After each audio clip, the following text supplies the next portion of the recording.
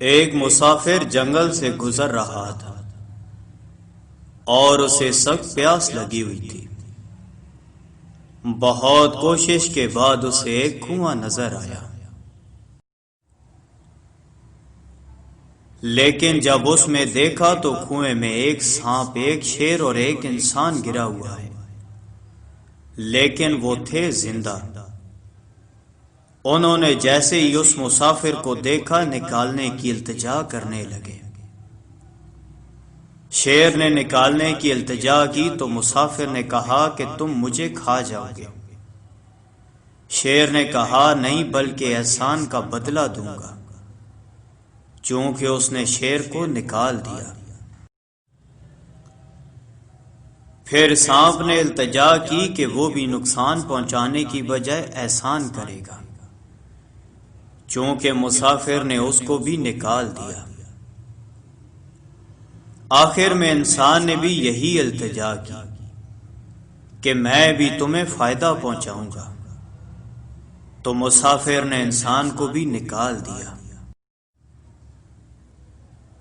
سانپ نے مسافر کو چند بال دیے کہ ضرورت پڑنے پر ایک بال جلا دینا، میں فوراً تمہاری مدد کے لیے آ جاؤں گا۔ یہ کہہ کر وہ چلا گیا۔ شیر نے کہا کہ کوئی قافلہ گزرے تو میں اسے روک لوں گا، تم قافلے والوں سے کہنا اتنا مال دو تو میں شیر سے نجات دلاتا ہوں۔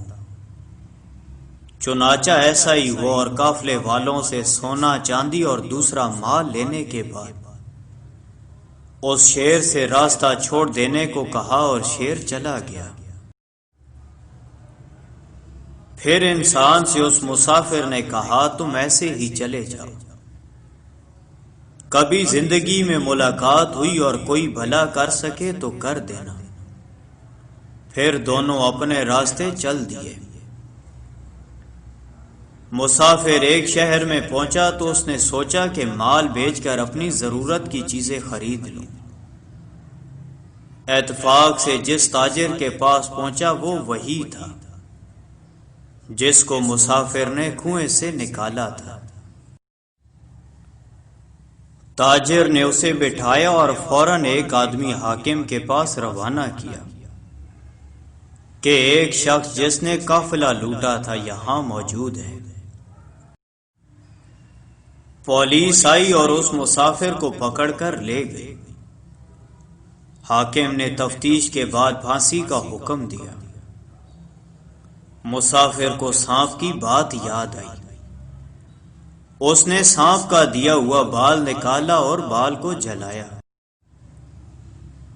سانپ فوراً آ گیا اور یہ معاملہ دیکھ کر حاکم کے بیٹے کے گلے میں لپٹ گیا۔